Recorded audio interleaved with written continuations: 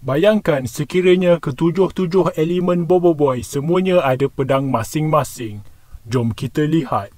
Nombor 1, Boboiboy Blaze punya cakram berapi kini ditukar dengan sebilah pedang api yang panas membakar. Nombor 2, Meriam Ais kepunyaan Boboiboy Ais kini diganti dengan pedang yang diperbuat daripada ais beku. Untuk tahap pertama iaitu Boboiboy air mungkin boleh ditukar dengan pedang air. Nombor 3, di samping sarung tangan gempanya, Boboiboy Gempa juga menggunakan pedang kristal berwarna hijau.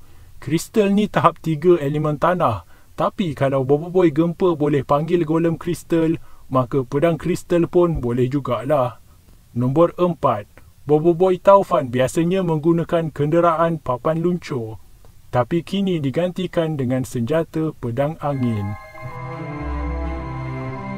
Nombor 5, okey yang ni kelakar sikit. Boboiboy Duri menggantikan akar berduri dia dengan pedang kaktus yang juga sama berduri juga. Tapi sebenarnya tahap 1 Boboiboy Daun dah ada pedang kecil dah.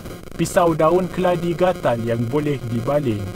Nombor 6, Boboiboy Solar yang biasanya tak menggunakan apa-apa senjata atau peralatan, kini mempunyai pedang yang diperbuat daripada cahaya. Sebenarnya dalam konsep lakaran asal yang ditunjukkan dalam komik, ada je pedang solar yang sebenar, tapi tak pernah keluar dalam cerita Boboiboy secara rasmi. Nombor 7, Boboiboy Halilintar sememangnya menggunakan pedang Halilintar dah.